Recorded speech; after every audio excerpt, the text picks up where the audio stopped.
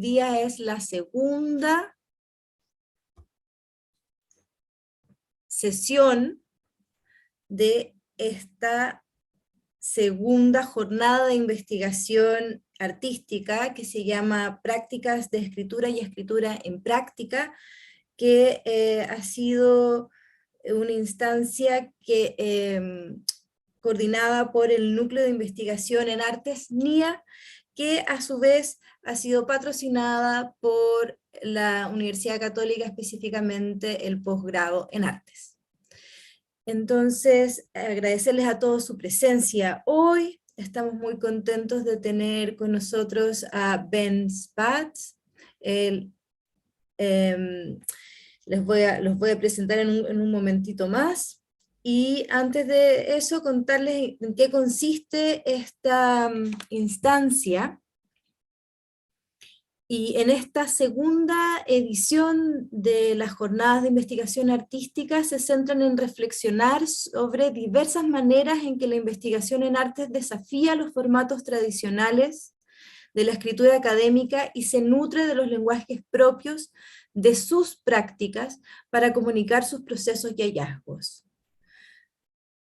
Lo que queremos hacer entonces es recoger qué preguntas emergen desde la práctica y desde esta comunidad artística internacional y particularmente latinoamericana. Este evento se está desarrollando de manera mixta. Ayer y hoy hemos realizado actividades online y el jueves, o sea, el viernes y el sábado van a haber actividades presenciales, 2 laboratorios, en los que presentaremos nuestra visión sobre la escritura artística desde la práctica, y el sábado también va a haber una visita guiada a Gronefort, que es un lugar donde también se trabaja con la escritura. Entonces, para no extenderme más, les voy a presentar a Ben. Ben Spatz es un académico practicante no binario que trabaja con canciones, videos y trabaja en el concepto de laboratorio de teatro. Ella es un lector en medios de actuación de la Universidad de Huddersfield en el Reino Unido y es autor de 3 libros: What a Body Can Do, Blue Sky Body, and Making a Laboratorio.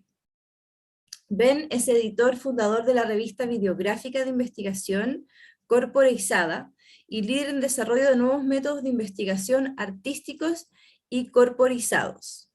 Su trabajo se ha presentado en más de 30 instituciones, en 18 países, y para obtener más información pueden visitar su página web, que es urbanresearchtheater.com. Pues le podemos enviar la información por el chat.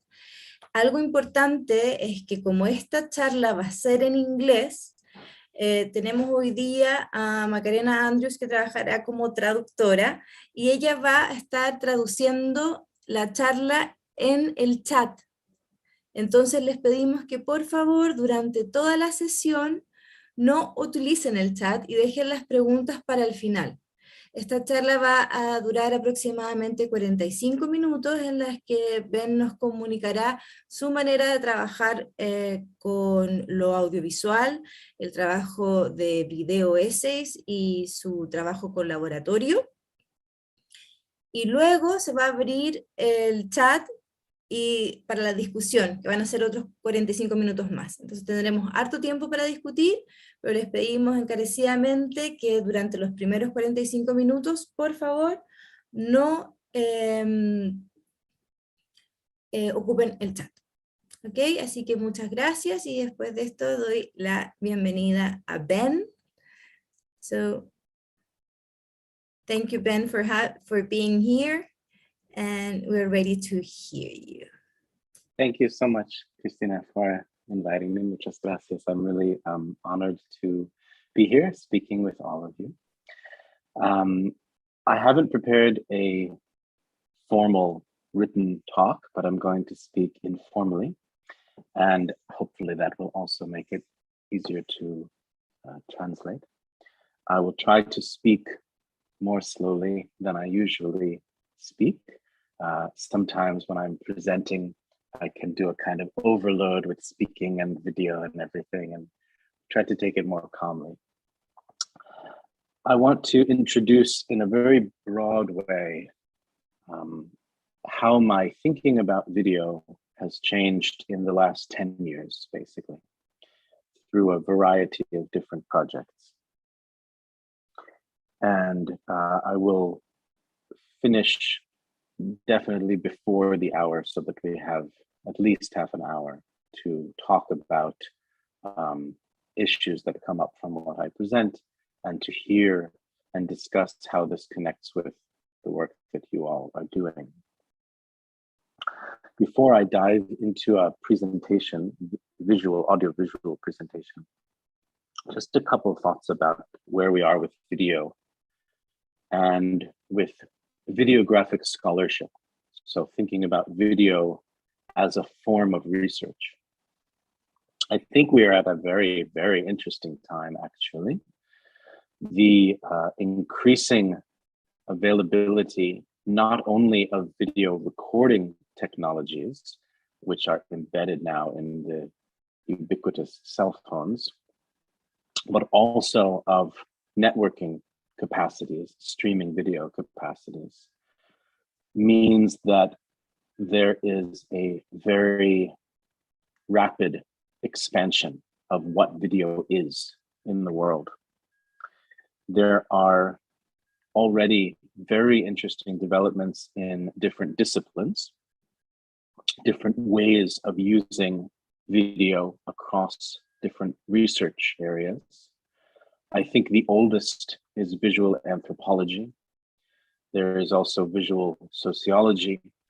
And an area that's very interesting to me is currently videographic film criticism, essentially film theory in videographic form.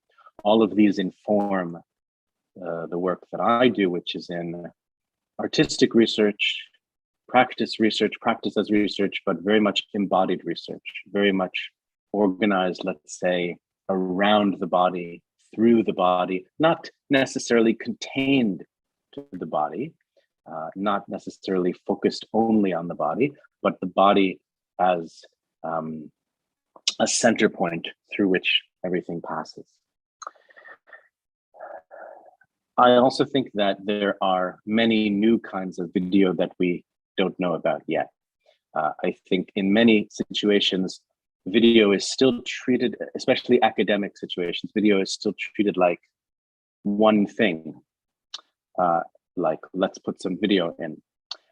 Whereas actually the diversity of what video can be is no less than the diversity of what writing can be. So just as we would not confuse a poem with a piece of humanities critical theory with a scientific research article or a math article, there are very different ways of generating video, very different ways of editing video. And it is not one thing. And that's what I want to kind of start to dig into today. Not just what videographic forms exist, but also what videographic forms do we need to invent. There are very considerable political implications for video, and for particularly video as knowledge, video epistemology. I don't think I will go into those very much in my presentation.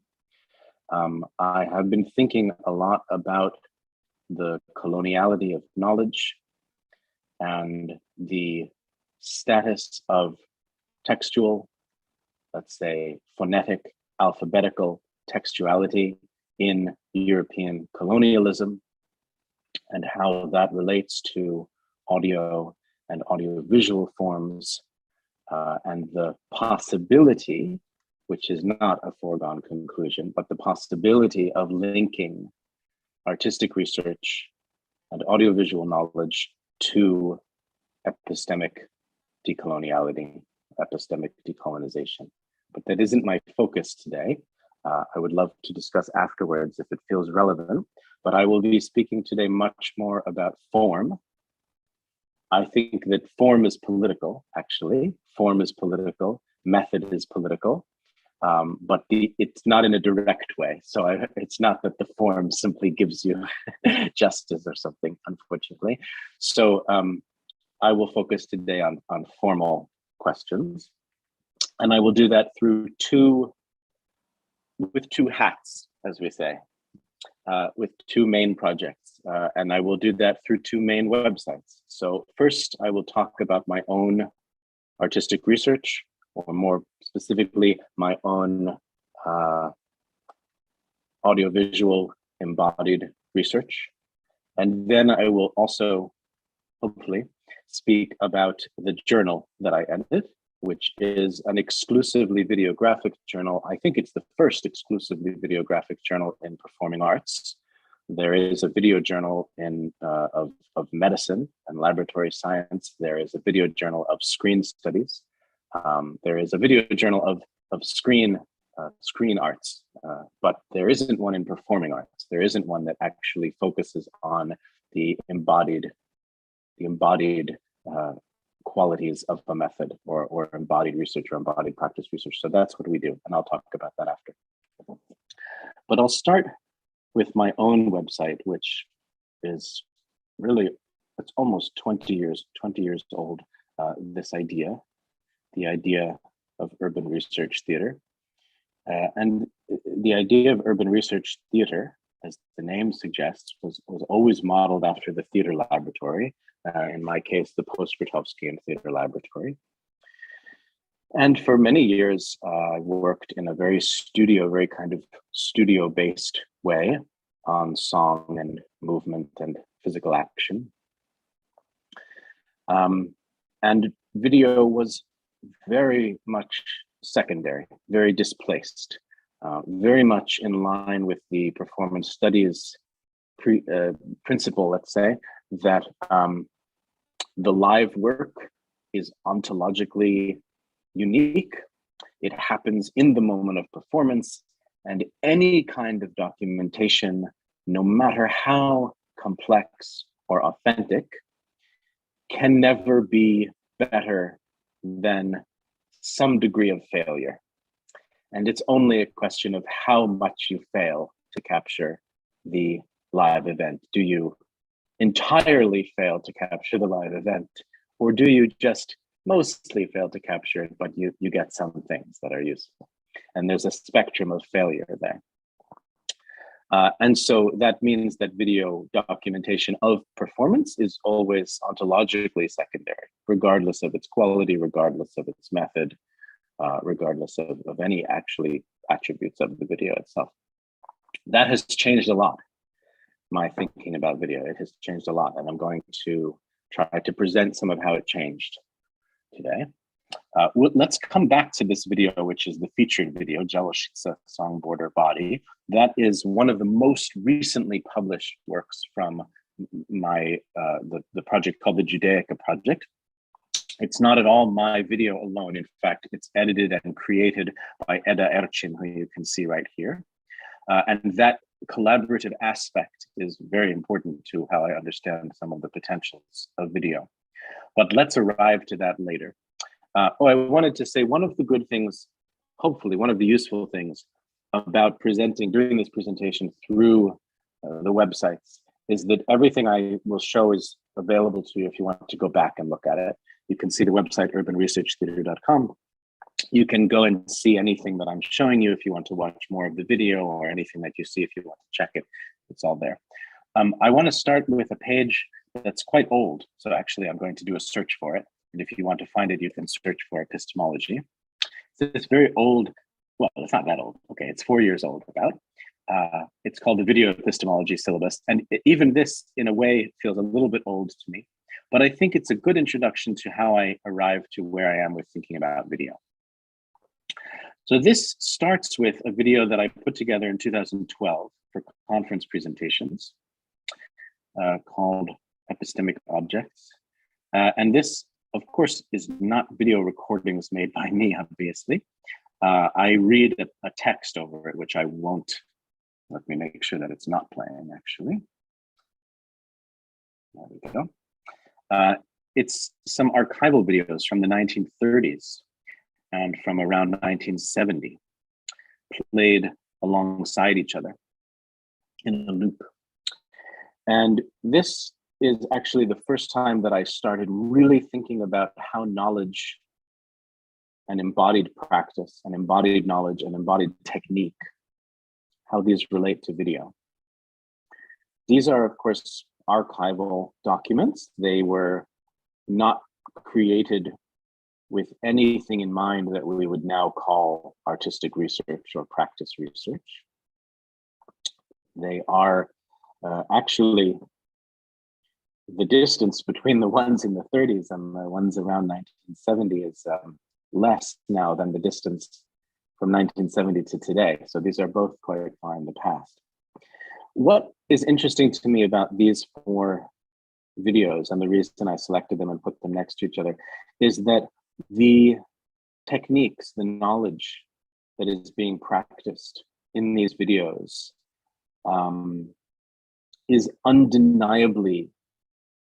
has been undeniably influential beyond the bodies that are shown. So particularly with modern postural yoga and with Aikido, the people who are pictured here, these kind of master inventor embodied researchers, are no longer alive. But in fact, these are some of the most widespread lineages of embodied technique that can be found in any city. You can go and practice these techniques. And so these for me were examples of embodied technique as knowledge that is separable from bodies and from specific practices. And this was at a time when I was writing my first book, and it was very important for me to think about how we can understand that knowledge is transmitted between bodies and between places, not necessarily through writing. And we know this because these things are still taught. And indeed, you can also train in some kinds of dance movement therapy and even in some post-Grotowskian actor training techniques. And so you're seeing here not just moments of embodied practice, but moments of embodied research. But these videos, well, they were made because there's something interesting happening, and I think we can look at them as research documents. I think for me, they are a starting point of saying this is research. Research is shown here. But obviously, technology has evolved in a tremendous way since the time that these films were made. And so the question for us, I think, is if we are also undertaking processes of embodied research, if we are also developing ways of doing things, what kinds of video documents would we make today? And I think it's an open question, a formal question, and a methodological question. That was a starting point. This is kind of just for fun. But it's a video that was quite interesting to me at the time because it's very dynamic, and in a sense it has a lot of marketing. It's got a brand. They're wearing their brand T-shirts. They've got their logo. It's a kind of marketing, but they've also got textual annotation, which I'll come back to because textual annotation on screen is something that really is interesting for me. But this video is about 3 minutes long, and of course there's a lot of embodied technique in the movers. That's maybe not explicit. But what's explicit here is they're actually presenting one very specific technique that they've developed, which has to do with putting a tennis ball. You put a string through a tennis ball, and it's a movement training technique. And it's this little kind of, it's a marketing video, but actually I think it has a lot of epistemic power and depth, because they are actually innovating at the edge of a field, a certain kind of movement training between dance and martial arts. And they are proposing, look what we did with this tennis ball, and look at the kind of movement that we have developed in relation to this particular very simple device. So I took that as a kind of inspiration, not just their work, but also their work with video. And then I'll come back to this because it's part of the journal. And so around this time, I was also launching the journal, but I'm going to set that aside so I come back to the journal in a few minutes. Here is a video that comes out of the Performance as Research Working Group, which is part of the International Federation for Theater Research, which you're probably aware of as a large theater research association. And the Performance as Research Working Group, which I was part of before the beginning of the Embodied Research Working Group, which is kind of a sibling group, always was experimenting with the format of the conference session and asking how the conference session could be much more than reading papers. And so this was another video early in my thinking about video, where I was looking to put we had some documentation. I put together this 10-minute video in 2014 then. Well, the session was in 2014, actually. This was, yeah, I guess it was made then. And this is a kind of a workshop led by a few of us. Again, it has this, starting to have this kind of textual annotation on the video. So a bit of writing on the video that explains what's happening in the video. It's very simple, but it's quite interesting. And I think, again, what's interesting about it is that there's a field here. There's a field of performance as research. And this is a conference session at an academic conference. So it's a kind of sharing of research. And in the other conference sessions, you would expect people to be reading papers. But in this conference session, we're not reading papers. We are leading workshops. We're leading collaborative workshops. So in small groups, we're coming together and saying, what shall we have everybody do? And in this case, we are sort of playing around with different possibilities. We actually end up going outside for a little while. And all of this is getting edited into a video. So this, again, is an early kind of thinking about how you might put together a video to share some of that knowledge that's being explored. Now, here's a video that's quite significant in my own development. It is 4 minutes long. And I find it very interesting in a very particular way, which I have no interest in anymore, actually. It's trying to be quite hard. And I'm using the word hard there in a reference to the modes of objectification, the methodological style of the hard sciences and the harder social sciences. And what I'm doing in this video is I'm trying very hard.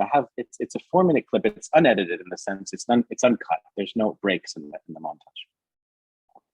It's only 4 minutes, right? But I'm trying to put in there, there's a certain anxiety, I would say. There's a certain anxiety to say, there is research, there is knowledge, there's technique.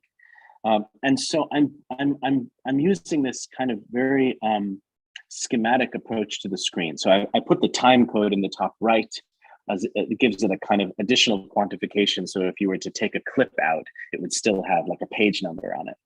And I've got the text on the bottom, and I'm using this very kind of objectifying language, right? On the left, you see Tobias Jones, who's an undergraduate student, and then the 4 exercise actions and the way of integrating them in a sequence derived from this physical training practice. And there's a citation right there.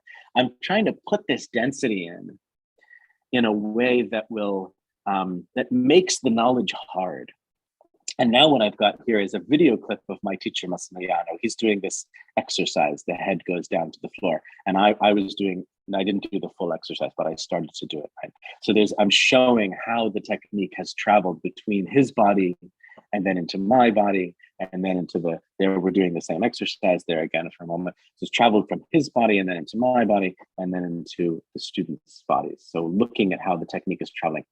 It's very focused, it's very narrow, it's almost quasi-scientific, but not necessarily in a good way. I'm not suggesting this isn't the route that I'm currently going, but it was something that I really tried, where I was like, could this be a laboratory in a kind of objectifying sense, where we could really say, okay, look, there's no denying it. The position of the hands that's coming here, that we find here, that's seen in Eugenio Barba's book, is what Massimiliano absorbed that because he was in Bali for 6 months and he took this arm positioning, and then I took it, and now my students take it. So we see the position of the arms moving across different bodies.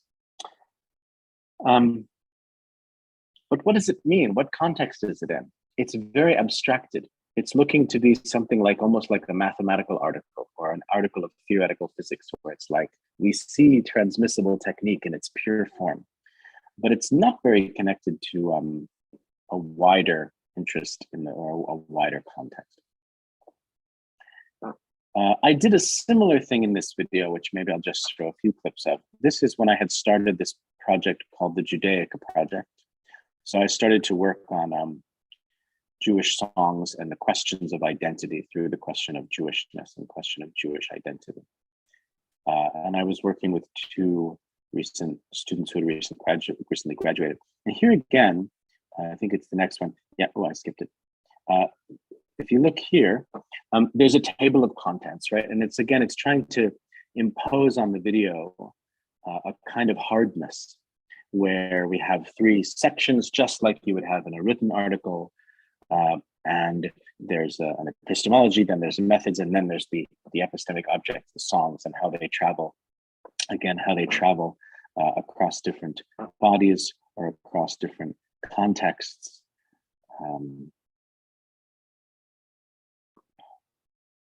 Yeah, so here kind of me teaching something and then them doing this exercise. It's the same kind of thing. It's a bit more broad, it's a bit more open, but it's the same kind of a format, kind of a form. Then the 2017 Judaica Project Laboratory happened. And during that project, which I did with Eda again and Agnieszka, who are here, everything that I thought I understood about video changed. It started when I went back to some of my performance documentation videos. So these are videos from performances, actually. Well, these ones. This is a solo performance that I presented on several different occasions. And here's a piece that I created with Massimiliano, 2-person piece. And here's an ensemble piece that Massimiliano directed and I co-produced and was part of. And I went back to these performance documentation videos, which were performance documentation. There was generally maybe one static camera, one moving camera, which could then be edited together. It's a document of a performance, so it lasts 40 minutes or maybe an hour. And it tries to get what happened on stage. It tries to capture this live event. But I went back and I started to take very small bits, 4 minutes, 30 seconds, very small bits of the performances. And I started, this was a very big shift, although I didn't realize it at the time. I started to name them in a different way, to name them not named after the performance. So you don't see the names of the performance here, actually. This was called Rite of the Butcher, this is called Play War, and this is called Theatrical. You don't see any of that. Instead, I'm just naming what's happening in that moment. And this is the first time that I started to treat the video as if it could reveal something which was not what I knew was happening at the time, right? In the previous videos and in all forms of performance documentation, the thing that the video shows is what you knew you were doing at the time. So I'm gonna go do a performance called Rite of the Butcher. I documented. The video is a video of Rite of the Butcher. But I started to look at these videos as containing knowledge which was not necessarily not the name of the project, and maybe in some cases not even what I thought I was working on, or it was what I thought I was working on, but it was something that was never named in the performance. So you could call it the technique. In some cases, this is really technique, right? This is beatboxing technique and non-lexical rap. This is an invented martial dance. So this is very, in a way, it's a really analysis of song technique, vocal technique. But there are other ways of thinking about it that are a bit more poetic, like political affect. That's not a technique. That's a kind of a evocation of what I think might be happening. And then we started to do this lab project. And in the lab project, we began by sharing the roles of director, performer, and videographer.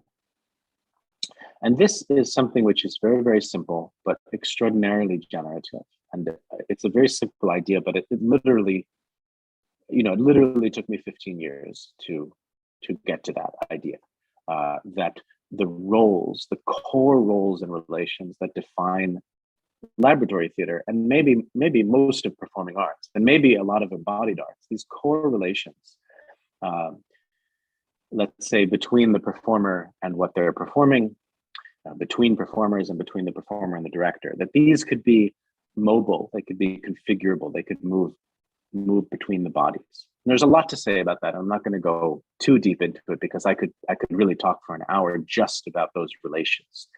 The relation of the performer to the material, the relation between performers, the relation of performer to director. These are fundamental relations that actually I do think go far beyond performing arts. I think they're fundamental embodied relations. And I'd like to think much more philosophically about those at a later time.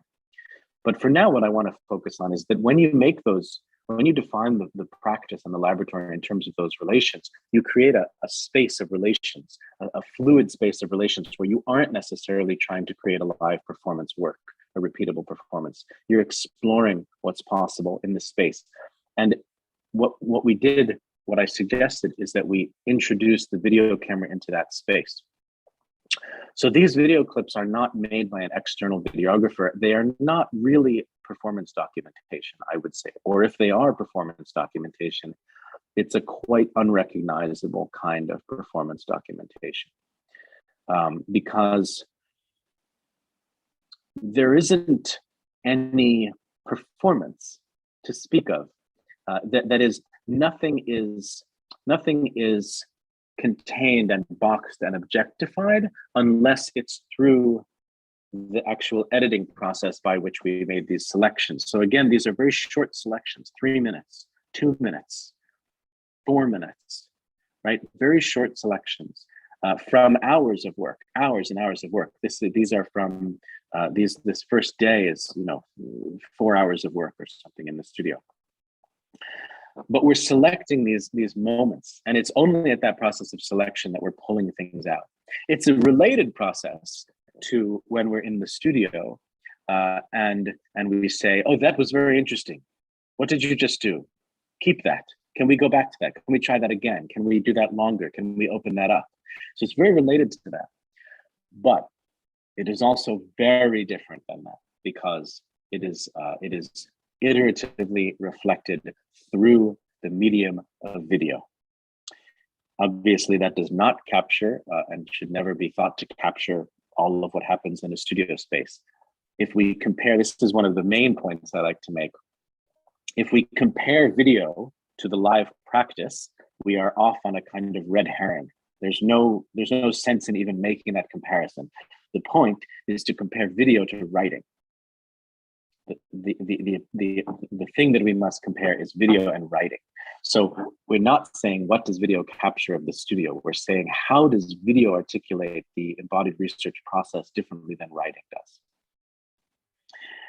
So we began to develop a large quantity of these clips. And these clips, this is all just from the three of us playing, essentially. It's structured kind of play, but a structured play in the studio.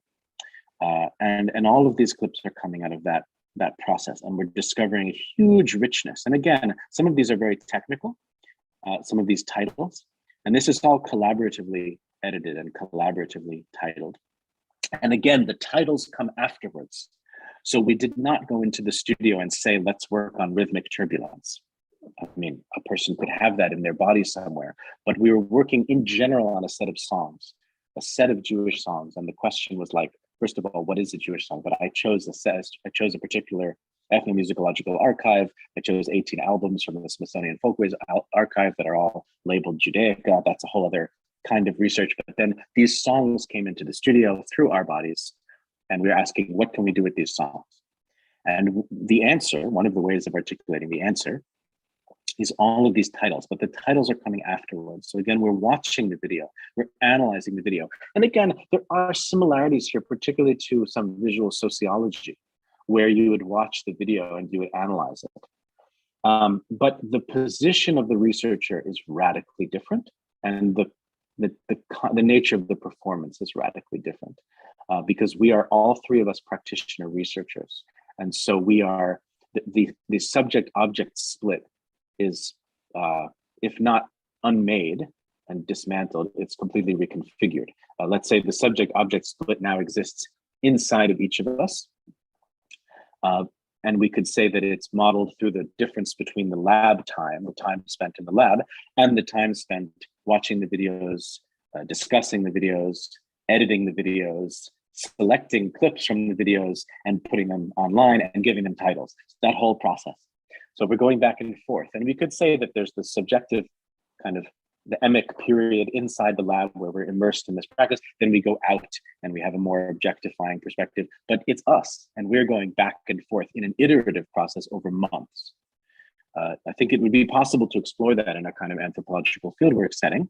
But if you really went to this level of where all of the researchers are in both of those positions all the time, you'd have a different kind of research that would be closer to artistic research. So we did this for 2 months, and then what happened was that the lab exploded, essentially.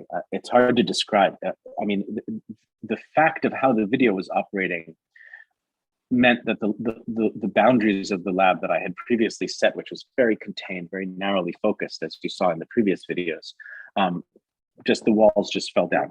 And so in the first thing that happened is we started to invite people.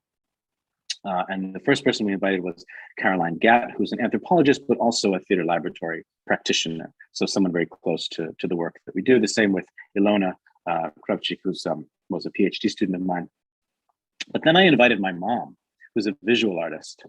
And that was extraordinary because, first of all, not only did we bring in charcoal and drawing items so that her extraordinary knowledge of craft could be present in the space, but also she's my mom.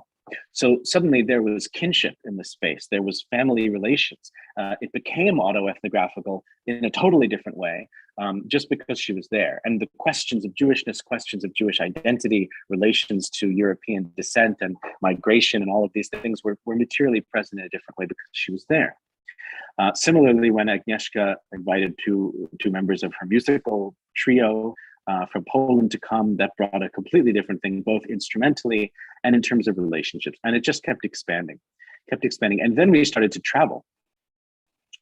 We started to present at conferences, but we also then we went to Poland, and then we started to work and do our same lab method first in a number of ruined and destroyed Polish synagogues, some of which have been beautifully restored, like this one. You can see it's a beautiful, exquisite museum now, and some of which, like this one, have not been restored, and they are open. They have no roof. They are locked. We had permission to get in. They have dead pigeons, broken glass, so really, really ruined sites. And these were extraordinary places. But we also went to other places. This is a functioning synagogue. This is the forest base of the Grotowski Institute, well, two different sites of the Grotowski Institute. And as we traveled to these different places, the place, the power of the place came through in the video in an extraordinary way. Now, in a sense, it's not really saying much to say, well, place is very present in video. I mean, of course it is. But I was thinking recently about these sessions that we did in these ruined synagogues. And I think in a way we were conducting a research on place, but it was the video that came out of this is very different from the video that you would get either if you were making a video documentary of the place and you went and you recorded the place. I mean, we have some of that, some of these kind of close-ups of the stone. That's very, very, very beautiful, very effective. Or if you were maybe interviewing people, you could interview survivors, you could interview people who used to live in this town, and because it used to be many, many Jewish people there, and now there's basically none. So you could do all of these things, but what we were doing was, of course, our lab method with singing and with movement and a kind of performing arts practice. But we weren't doing a site-specific performance. We were only there for maybe 2-3 hours in each place. I mean, it was a site-specific point. What I mean is we didn't develop a score that we put on the place. We were working very fluidly with these open scores, the songs, but also with interactions. And so we were really kind of doing an open-ended exploration, and the video was part of the exploration. So after this, it was no longer possible for me to even think about creating video essays that were attempting the kind of hardness that I mentioned before. This video material was so precious to me. It was so rich. It was so powerful. And it's so much more beautiful. I mean, just on a visual level, it's much more beautiful than the videos that I showed before with the static camera, of course. I had no desire to take this and sort of put onto it. I did keep playing with putting text on screen, but it stopped being a kind of this kind of text where it's like the text at the bottom and the citation is right. There's something very objectifying about that approach, and I wanted to develop a different approach. So I think I'll play you this video with the sound because it's only 1 minute long, and it's like a little micro introduction to the kind of video that started to develop in this lab period.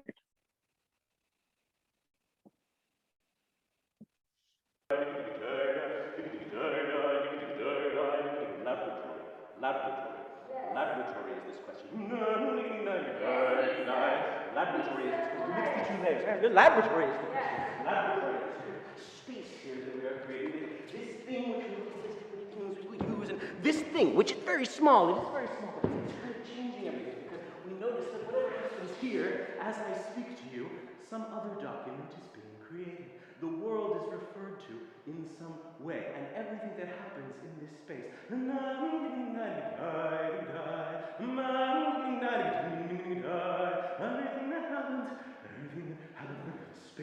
Everything that happens in space, everything that happens in this space is becoming some kind of document.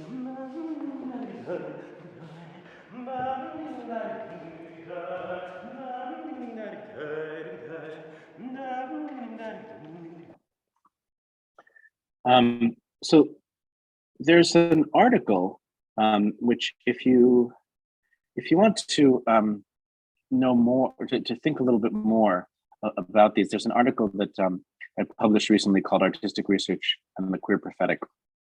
And one of the things that the article does is it compares step by step this video, Laboratory, with this one that I showed you before.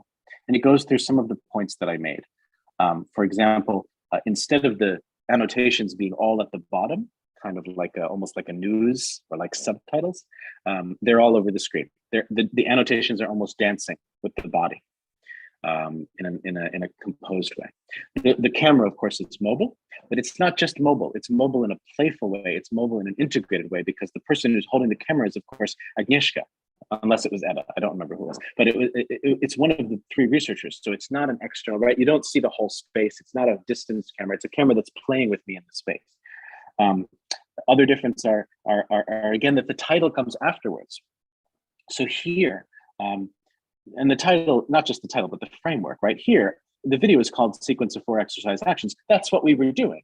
We went in there to demonstrate this technique from Massimiliano, the sequence of 4 exercise actions, and that's what the video is doing. So the video is showing what we already knew about. Here, okay, laboratory is a very general term, but that particular minute, I didn't particularly think that minute was going to be anything, right? It's only later when I'm watching the material that I say, oh, you know what? I would like to take this particular minute, because in this minute, there is speaking, talking about what's happening. There is a book, there is lying on the floor, but there's also a chair, there's also singing. And the camera is mobile. So it's a very kind of dense moment. It's a lecture demonstration, essentially. But the way that the video is integrated is much more fluid, it's much more playful, and it's much more, I think it's much more reflective of the kind of work that kind of studio practice is. So maybe to conclude this section, before I speak briefly about the journal, I'll just play a moment of this video. And as I said, this video is, well, it's from a session that we did in one of those ruined synagogues that I mentioned. But very importantly, this video is not edited by me. It's edited by Eda. So she's the one who's watching this and who's selecting the materials and who's deciding what it's about, right? Jawoshitsa is the name of the town, but this song Border Body, that's her name for what we did, and it's her name afterwards for looking at the video and for saying, here's how I want to articulate what happened. And she's deciding, at this point, she's making video art essentially, right? She's choosing to have part of the screen grayed out. She's matching the gray to the pigeon, then she's choosing words. She's choosing, it's very important for her that the words are appearing in all three of our languages, English, Polish, and Turkish, whereas in my video essays, I'm remaining Anglophone mostly. And she's selecting and she's making a whole composition here where she is putting annotation on that explains what happens, so about how we visited these destroyed synagogues and we sang these songs. But you also hear and experience the process.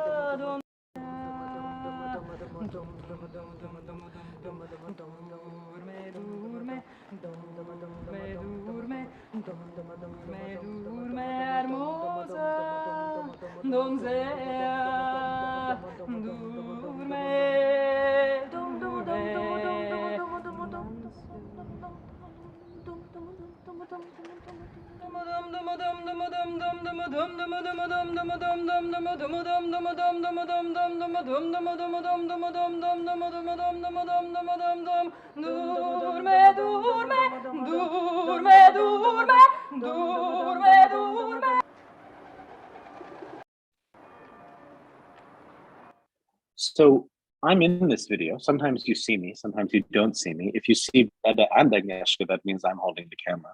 The three of us are in this place. We're researching the place, but we're researching the place not historically, although we did have a book about these synagogues, which we quote in some of the videos. So there is a dimension of historical research, but we're primarily researching the place by singing these songs in that place, in an experimental process in which the video is integrated. And the video that's coming out of this is, it's not like any other video that I can find, right? This is not anthropological, it's not ethnographic video. In a sense, it's autoethnographic, but I think that underplays something autoethnographic. I mean, the knowledge is coming through our bodies, but I don't think it's about us exactly. It's just as much about the songs and the place, which we're engaging with in an experimental way. It's a kind of performance documentation, you could say, but again, it's not like any other performance documentation. So I've become very excited about this kind of video and what it might be able to do. That's like a deep dive into my particular interest of videos. And if you want to see more of my videos, if you go to the Judaica project, the first thing here is all of these videos that we've made. So this is the most recent one, which I'll come back to at the very end. Here's a very short one. It's 11 minutes, but it's actually the same 3-minute clip repeated 3 times, each time adding more annotation to explain what I think is going on. And there are others. This one, Diaspora, that's the first real video article that I published. That's all from this session when my mom was present, when my mother was present. And so you see her drawing, but then we talk about my grandparents, we talk about Jewishness, Jewish identity in a diasporic context. Here's an earlier triptych, 3 videos looking at Jewish, some religious concepts through the lens of this project. And then there's these earlier ones before that lab, like this one. Well, I guess it's just this one, which feel very, very different in quality. So I invite you to watch any of those. They're all there, and there will be more. There will be more published from that project. But in the last 10 minutes, I just want to jump over to the journal that I edit. I launched this journal in 2017, so it's just about the same time that lab project was happening. And what the journal is essentially a platform for exploring video as a medium for embodied research. Maybe I'll come to we've published 6 issues. There are 4 general issues, and then we had a special issue on embodiment and social distancing in 2020. And we just had a special issue on illuminated video, which is my term for when the annotations are placed very carefully and with a mind to composition, kind of aesthetic composition of placing the annotations on screen. I call that illuminated video. But maybe I could just look at a few of the articles and talk about, because here we're going into obviously a huge breadth, right? That's the aim of this is to have many, many different approaches. So I've been talking about my particular approach, which is very focused. I'm very interested in certain aspects of video, but there's a lot of possibilities here. This first article that we published is about integrating two forms of performer training. It's got what you might expect in terms of studio training footage, pedagogically focused. This one has more quantitative data in it. It has a kind of sports science perspective on movement capacities if you're wearing a reconstructed suit of medieval armor. This one is very interesting. This is the one, it was in the kind of syllabus page that I showed before. It's very interesting because, and I'll just show you, I won't show you the video itself, but there's some stills here. They make use of sort of animations to show not the actual movement of choreography, but the sort of conceptual thinking behind a certain practitioner's choreography. So it's like a meta diagram of the choreography. It's not a diagram of movement, but it's a diagram of choreographic thought. And so that's very interesting because there's actually very little movement. There's almost no movement in this video, even though it's about choreography. But it's another possibility of video, of course, right?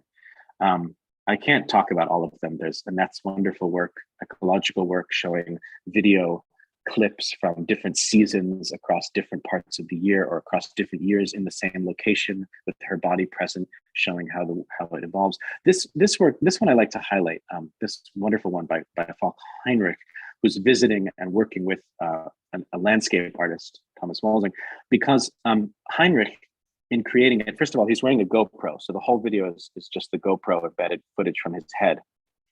But what's interesting is that he talks through the experience the whole time. Maybe I can show you just a moment of it. He talks through the experience. And so whereas many of the videos use voiceover, this video, it has something that's like voiceover, but it's diegetic voiceover. It's voiceover from the moment. Ud af sin bil. Ja, det er jo et pilotprojekt, jeg og vi er i gang med, som... It's got a very different quality from if he had taken the footage and gone back and then spoken, here's what we did, this is what I experienced. It's the speech has a voiceover. It's kind of like a voiceover, but it's like a live narration of what happened. I think it's very interesting. I mean, these are very simple things, right? And you can relate them to innovations that are happening on YouTube or on TikTok in terms of how things are formally explored. And I think that's right. I mean, these are technical innovations. These are formal technical innovations related to the development of video technology and networking technology. So it makes sense that they would be reflected in different ways across different platforms. But I think to put this in the context of an academic journal and to say, all right, what does it mean to peer review this? What kinds of criteria do we use to peer review these works? They might be, this is a musical collaboration. This is primarily an anthropological work. This is beautiful performance-based filmmaking. Here's the 3 composite articles from the special issue on embodiment and social distancing. And then we come to the most recent issue, which was this special issue on illuminated video, where I asked that all of the submissions be unedited video, uncut video. So the only thing you could do was put textual annotations on. And as a result, there's 13 different videos here. The first 2 are the first 9 are combined because they were short, but they all use uncut video with annotations. And the last one is this one, which actually comes from 2017.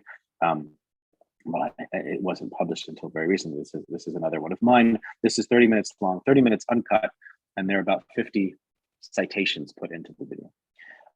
Yeah, so again, these are formal things. And the question is, what does that mean when we analyze these formal things from an academic perspective? Maybe the note that I'll end on is to say that what's come up most for me in editing this work and looking and kind of developing this journal is that we're very much talking about, in the peer review process and in the editorial process and in working with the authors, we are talking about the relationship between textuality and audiovisuality. So I'm going back to earlier in the talk when I said, don't compare video to liveness. That's not how it works. Compare video to writing.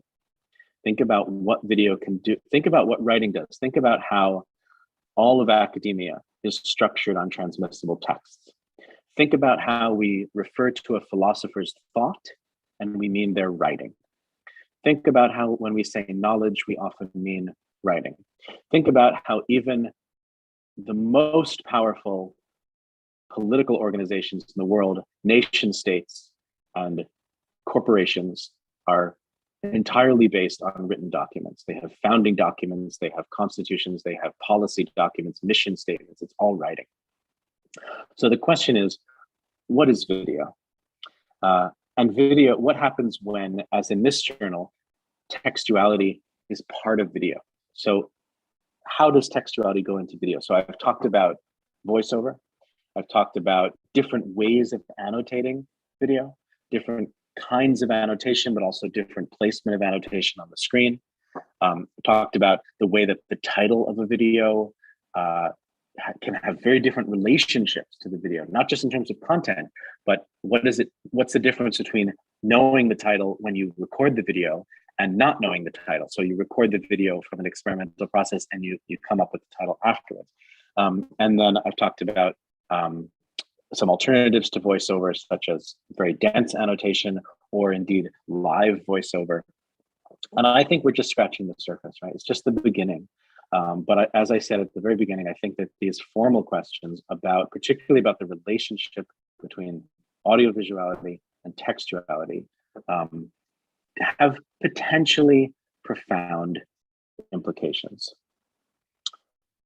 I'll stop there, and I'd love to have an open conversation about any of the issues that I've raised.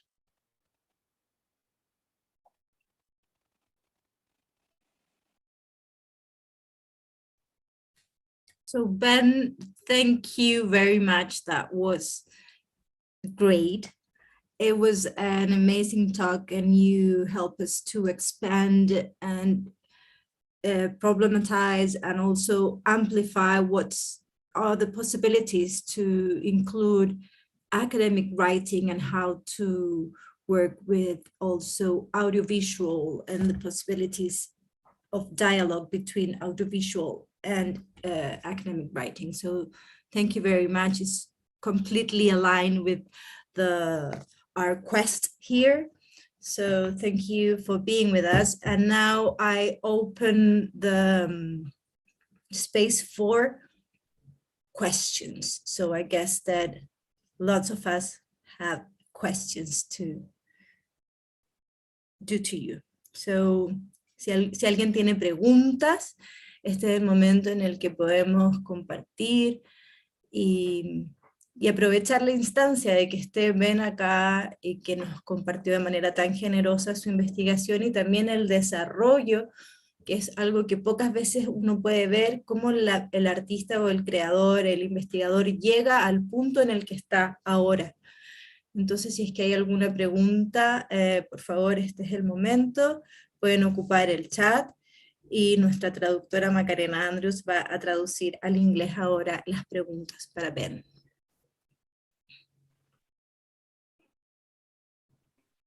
Muchas gracias, Macarena, tengo que decirlo, un trabajo espectacular de traducción simultánea que nos permite también democratizar el conocimiento, que ha sido un tema bien importante en esto de poder hacer algún seminario en Chile y con traducción al español. Te pasaste, muchas gracias. Entonces no sean tímidos, este es el momento. Tenemos un buen tiempo. Yeah, feel free to jump in. You know, if you could relate something to something about your own research. I'm really interested in the conversation you've been having. I wasn't able to come, you know, and I don't know that much about it. So I just know very generally. So I'm really interested in the kind of work you do. Do you work with video? How do you generate video? How do you connect it to text? Your question, you know, if you have something you want to say or a question, it doesn't have to be precisely formulated. Sí, lo que está diciendo Ben es que él está también muy interesado en sus propias investigaciones, es también una instancia para él conocer cómo cada uno de nosotros está trabajando con el video, así que por favor, no es necesario que sea en un contexto completamente academizante, preguntas muy concretas, sino que también si quieren compartir alguna pregunta o un estado en el que están en su investigación, por favor, siéntanse cómodos y aprovechen el espacio.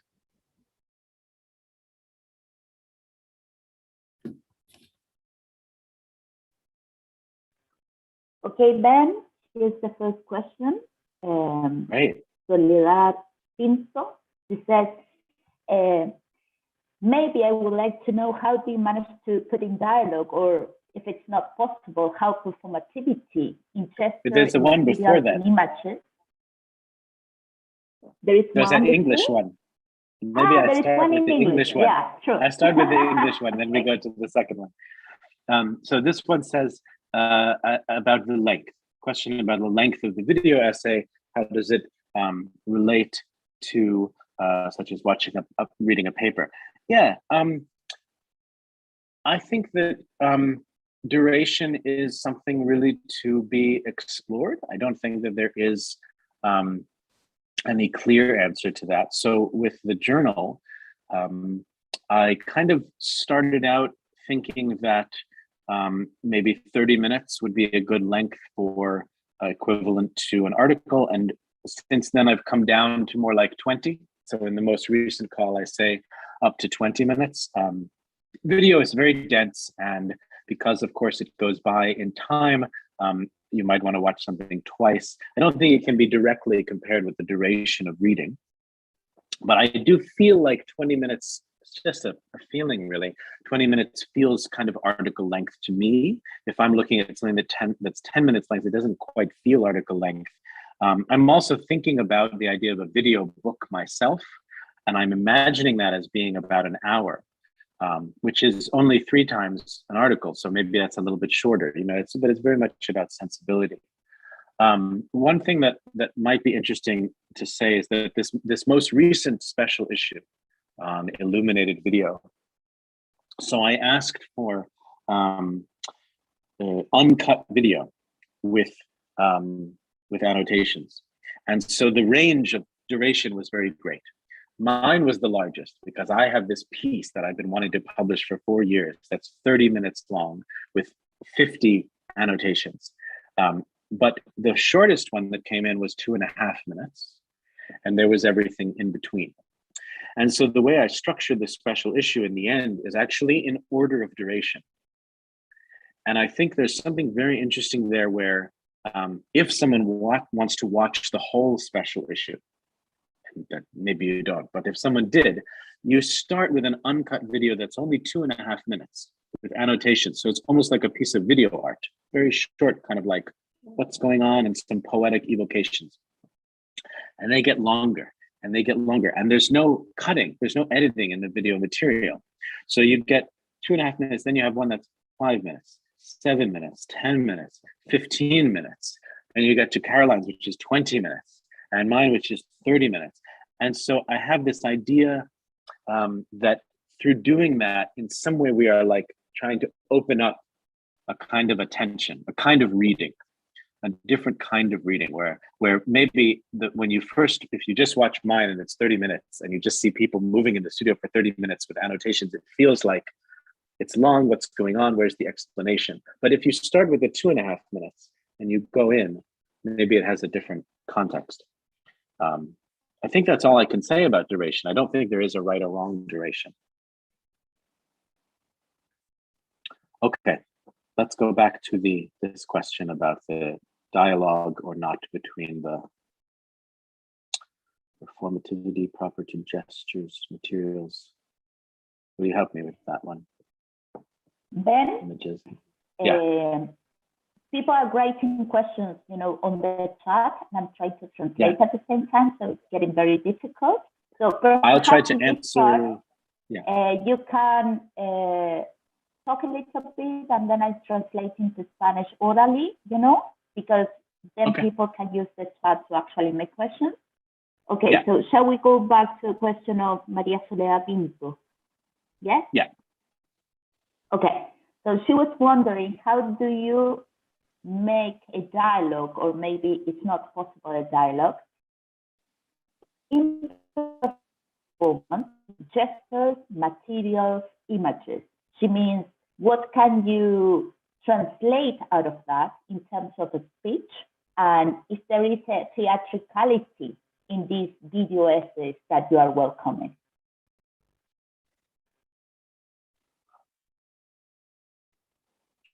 Yeah, I don't know if I fully understand the Ben, question. sorry, Ben, before you start, I'm going to explain to the audience that now we're going to start doing another kind of translation, right? Entonces, de ahora en adelante, lo que vamos a hacer es que Ben, Macarena les va a hacer las preguntas que ustedes tipean en el chat, se las va a traducir a Ben, Ben va a dar la respuesta y Macarena va a ir traduciendo, entonces va a ser Ben habla, Macarena traduce, Ben habla, Macarena traduce, de manera tal de que vamos a dejar el chat solamente para las preguntas de la audiencia. ¿Ok? Muchas gracias. I will try to answer more concisely. I'm trying to work on answering more concisely. I'm not sure if I understand the question correctly. I see the video as a container for all kinds of knowledge and things. Ok, voy a tratar de ser más conciso, entonces veo el video como un contenedor. I'm sorry, I was just trying to type. Can you repeat that? The video is extraordinarily capacious. It can contain so many different kinds of things. Ok, el video tiene una capacidad gigantesca, entonces puede contener tantas cosas diferentes. In order to bring out all of what is contained, what I think is important is to see the video as a kind of material, almost like a fluid that is connecting that, let's say that, it's like a material, like a fluid that you work and you rework. Entonces, para poder sacar todo lo que contiene un video, creo que es súper importante verlo como un material, como una fluidez, donde hay muchos elementos. So, for example, within the team, as we watch it and then we edit it and then we make some more, and we watch it and we edit it and we make some more, and in this cycle, that is how the dialogues happen. Entonces, por ejemplo, en nuestro equipo, donde vemos, hacemos, luego editamos, vemos, hacemos, luego editamos, es dentro de este ciclo donde empieza a aparecer qué es lo que vamos a trabajar. Let's go to the next. What references something to the Okay. profundity of the relation of text and video? What reference can you recommend? It's like citations, like readings. La citación, las lecturas. Well, I think if you look at the article that I mentioned, Artistic Research and the Queer Prophetic, not necessarily just mine, but the bibliography there. So I'm looking very much at the politics of audiovisuality in a broader sense. For example, Nicholas Mirzoff has a book called The Appearance of Black Lives Matter, which is about the circulation of photos and videos in relation to Black Lives Matter as a social movement. It's very much about the relationship between text and video. And many other kinds of sources like that, looking at colonization, looking at racism, looking at the construction of whiteness, those conversations for me now, when I think about writing and audiovisuality and embodiment, my conceptual framework is basically decolonial and decolonizing conceptual framework. So I'm thinking about, there's so many. But for example, Dylan Robinson also has a book called Hungry Listening about indigenous ontologies of song. And I find very strong connections there. He even writes also about, there's a moment of writing about annotation of video, or how video changes a performance in a museum. So Ben, if you're looking for the, sorry, Ben, I'm gonna stop you there. Maka, are you all right to translate all of that? Yes, Do you need yes. help? It's okay, Ben. It's so much better like this. Okay. Entonces, creo que si ven el artículo en que yo mencioné sobre investigación artística and the queer pathetic, no solo mi investigación, sino la bibliografía que aparece en este artículo, van a ver que yo miro principalmente a la política de la audiovisualidad, en un sentido amplio. O sea, por ejemplo, se acaba de publicar un libro sobre el aparecer de las vidas negras que importan, o el aparecer de Black Lives Matter, que es principalmente un estudio entre la relación entre el texto y la imagen, los videos y fotografías que circularon durante el movimiento social. Entonces mi atención está puesta principalmente en la colonización, en la descolonización y qué significa encarnar en el cuerpo el ser blanco. Eso es lo que estoy pensando en este momento. También hay un libro sobre escucha hambrienta, sobre indígenas, hungry listening, que también para mí ha sido muy importante para saber cómo anotar en los videos y cómo van cambiando los videos una performance, por ejemplo, en el contexto de un museo.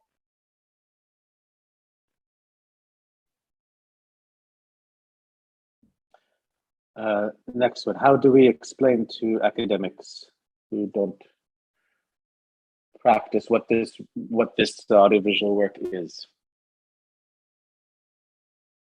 Okay, so the question is, what is the reception of your work in the video essays outside artistic research or practitioners? What is the reception when it comes to academic traditional journals? I think it's very field specific. So certainly performance studies and theater journals are starting to become multimedia journals.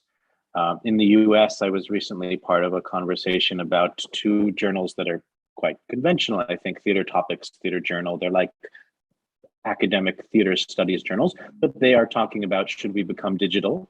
And if we do become digital, if we become online, what does that mean in terms of video, multimedia, right? There are some very interesting but challenging conversations in anthropology.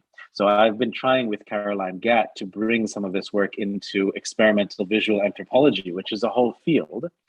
So far, they don't see the connection, really. We haven't been able to really bring the multimedia, even though they are multimedia and they know that video can be knowledge, but the framework is so different that it's kind of like, wait, but you're in a room. And like, what's, what community, what culture are you studying? It's like, well, we don't really work in that way. So that's a conversation that I'm very interested in, but it's a challenging one. I think beyond that, I actually think that there's also similarly like in critical humanities, like actually, if you look at contemporary Black studies in the US, which is an extraordinary field at the moment, there's a lot of artistic research happening there, not just in terms of poetry, but there's, there are books that have a much more poetic voice.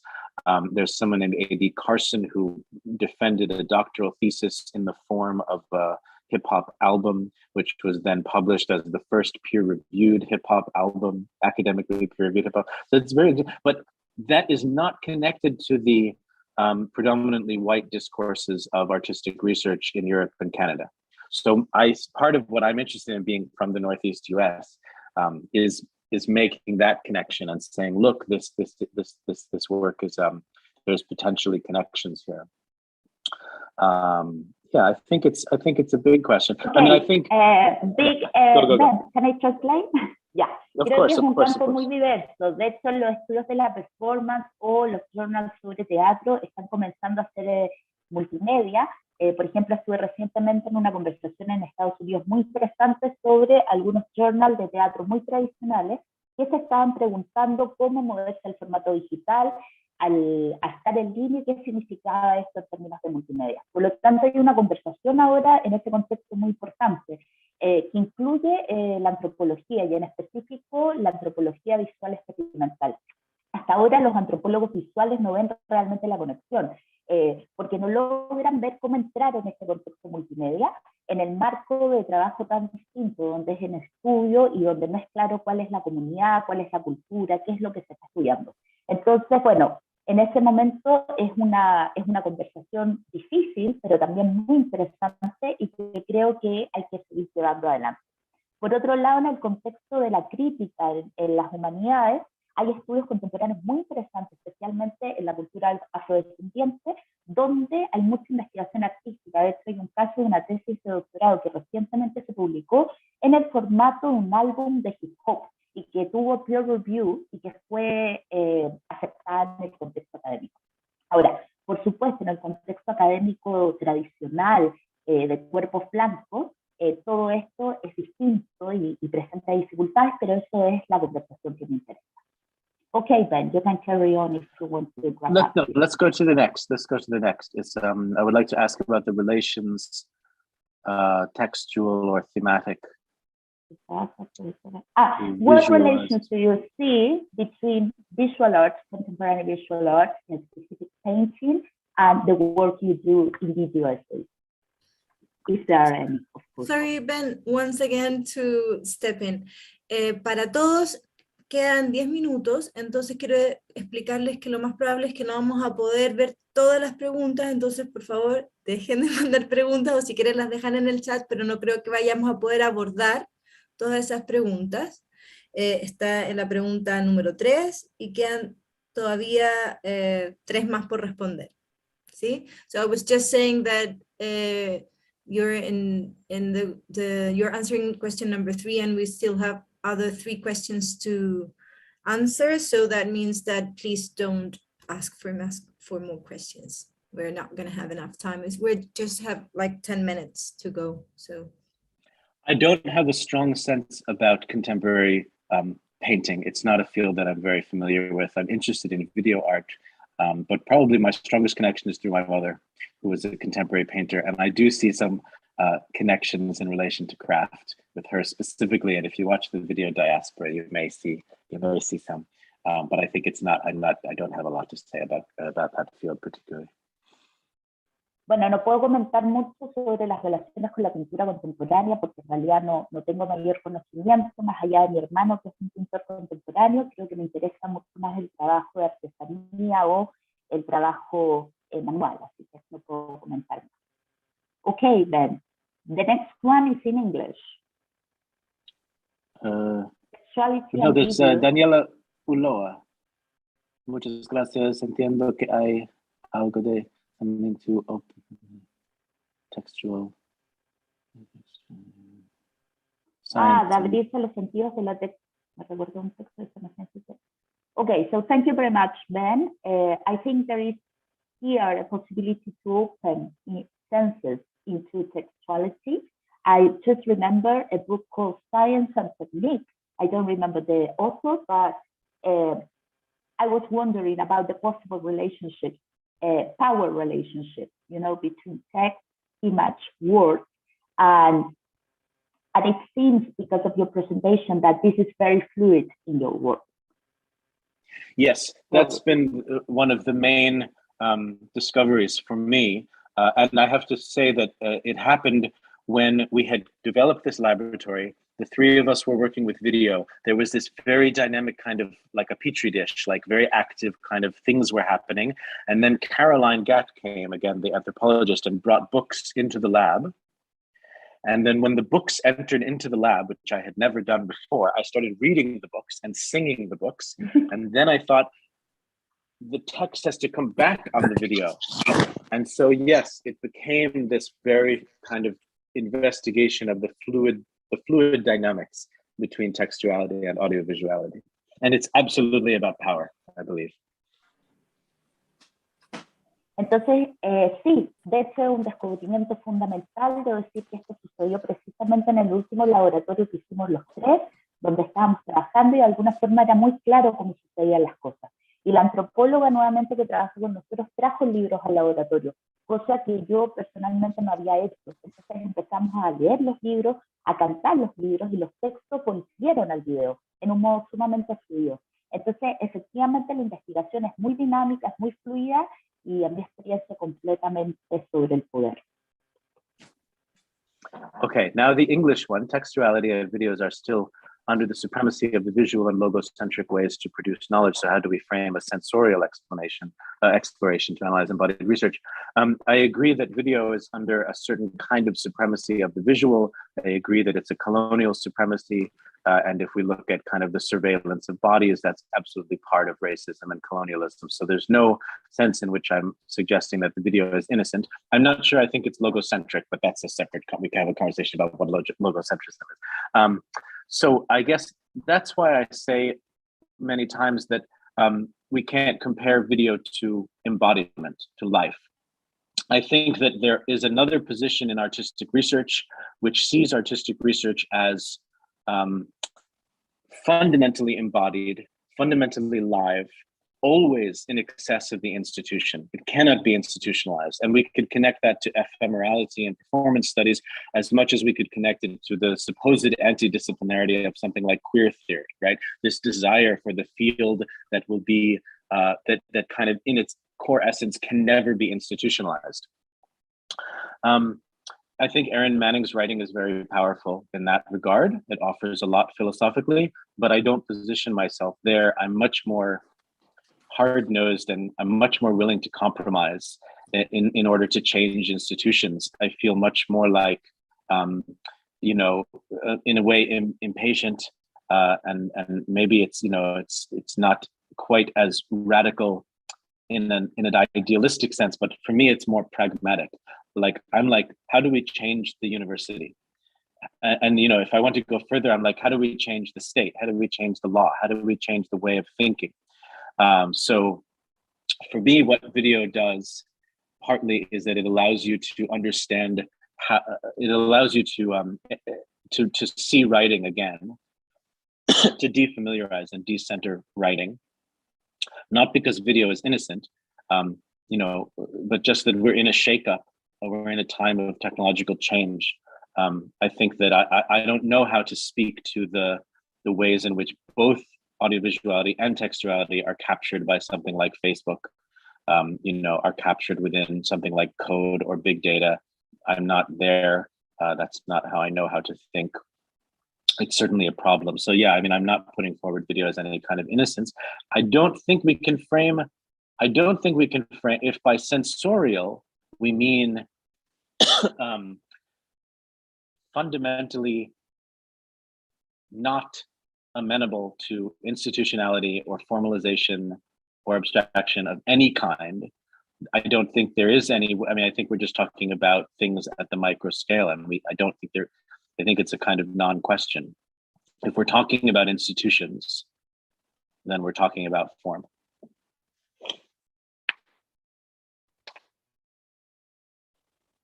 You're muted. Ahí, ok, estoy de acuerdo que el video, bueno, tiene una gran supremacía visual y una supremacía ontológica, por supuesto. Ahora, no quiero decir que el video es inocente. No estoy de acuerdo con que sea logocéntrico, pero creo que no podemos, de nuevo vuelvo a la idea, que no podemos comparar el video, la experiencia viva del cuerpo y la encarnación, sino que revela otros modos de investigación o hay otros modos de poder trabajar con el cuerpo. Por supuesto, nos podemos conectar con lo efímero, con el deseo, los estudios queer trabajan ahí, con esta esencia que no puede ser institucionalizado, que no quiere ser institucionalizada, pero yo no me instalo ahí. Estoy mucho más dispuesta a comprometerme para poder hacer cambios en las instituciones. Me siento un poco más impaciente y quizás no soy tan radical en un sentido idealizado. Para mí todo es mucho más pragmático. Me pregunto, ¿cómo podemos cambiar la universidad? ¿Cómo podemos cambiar el Estado? ¿Cómo podemos cambiar la ley?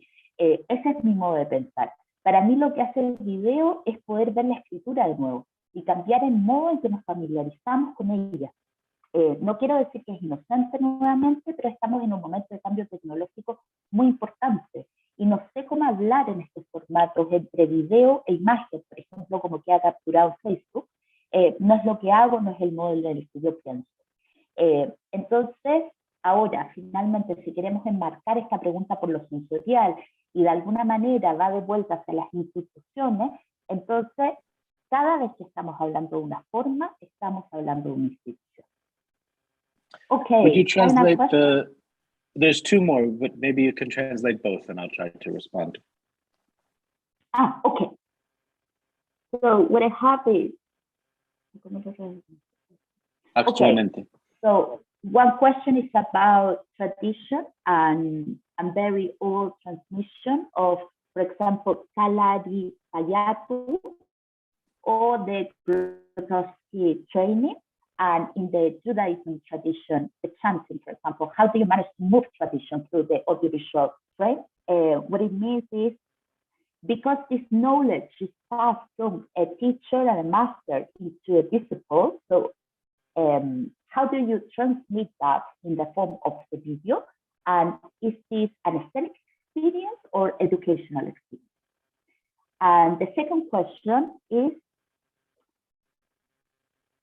if video is a language by itself with its own resources and own boundaries and poetics, how do you manage this medium?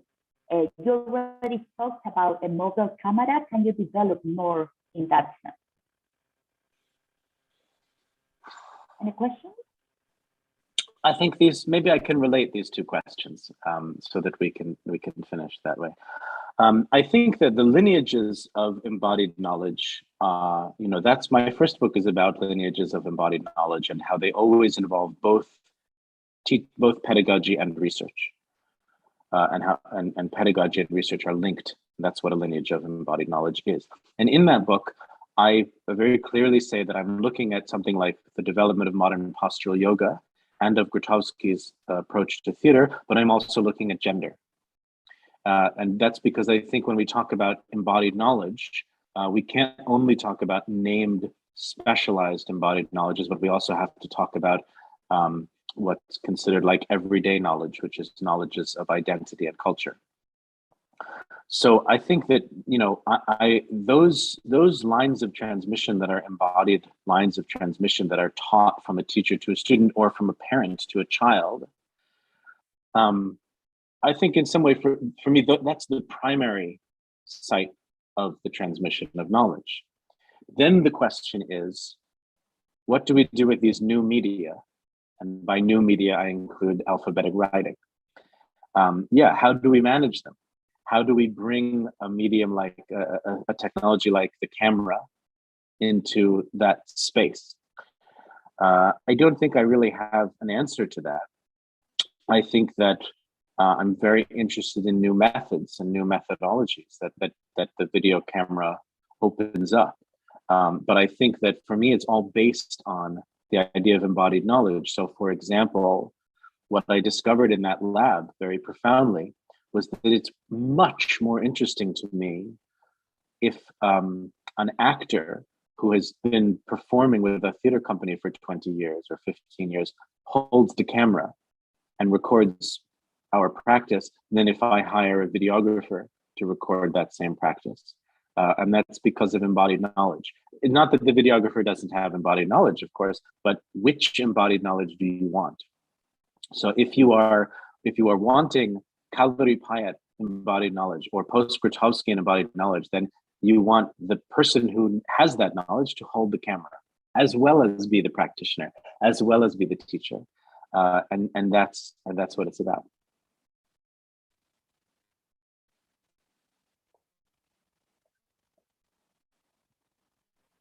Ok, voy a intentar hacer un comentario para poder responder a las dos preguntas. Creo que hay límites, por supuesto, en el conocimiento encarnado, y este conocimiento siempre debe involucrar una pedagogía y una investigación. Creo que eso es el conocimiento encarnado para mí. En el libro que escribí, digo claramente que estoy mirando ciertos elementos del yoga y ciertos elementos del teatro de Grotowski, pero también digo que estoy mirando el género. No solo podemos hablar sobre el conocimiento encarnado, sino que también tenemos que hablar de los conocimientos cotidianos, cómo son la identidad y el género. Muchas tradiciones, por supuesto, son enseñadas desde un maestro, maestra, a otras personas, discípulos, discípulas, o en la figura de la madre, el padre, hacia los niños, niñas y niñas. Entonces, ¿cómo podemos nosotros preguntarnos en realidad sobre la transmisión y hacernos familiares a nuevos medios, como la escritura alfabética, que también fue un nuevo medio? Entonces, ¿cómo traemos la tecnología a este espacio? No creo que tenga una respuesta, pero sí estoy interesado en los nuevos métodos y en las nuevas metodologías. Para mí todo está en este conocimiento encarnado. Entonces me pregunto, por ejemplo, que es muy interesante poder trabajar con un actor, una actriz que lleva 20 años en una compañía actuando, y que esa persona tome la cámara y que esa persona decida filmar a otra persona. Ahí aparece el conocimiento encarnado. Entonces, que esa persona sostenga la cámara va a ser totalmente distinto a que el videasta lo haga. Y eso es algo nuevo que aparece.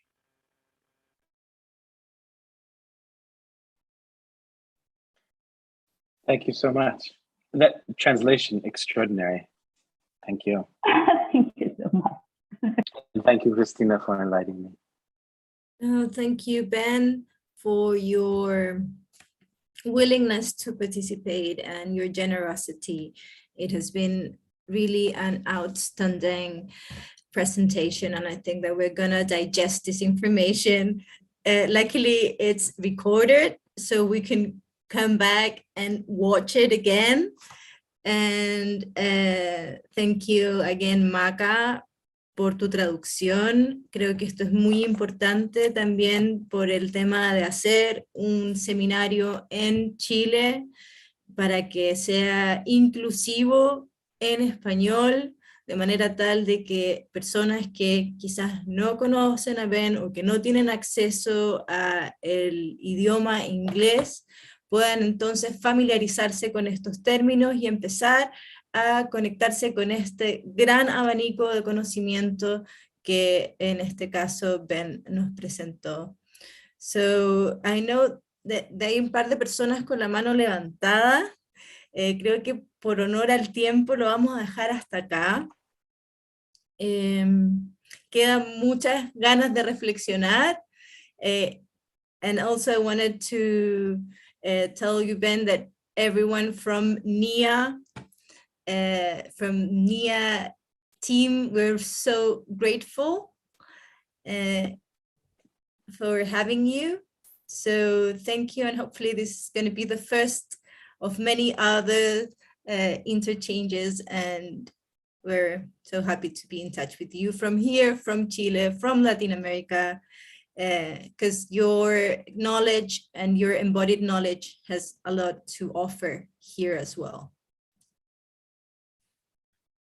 Entonces, muchas gracias a todos, a todas las participantes, a todas y todes, también por las preguntas que han sido iluminadoras, que nos han hecho comprender mejor estos términos, y gracias también por la instancia de poder reflexionar acerca de las prácticas de escritura en un contexto académico, y generar esta comunidad crítica, pensante, que estamos entre todos compartiendo estos conocimientos y tratando de buscar nuestras nuevas formas de manifestar el conocimiento en la práctica académica. Así que muchas gracias, creo que lo vamos a dejar hasta acá, y invitarlos entonces, quedan mañana y pasado más actividades, esta vez van a ser presenciales, así que nos seguimos en contacto.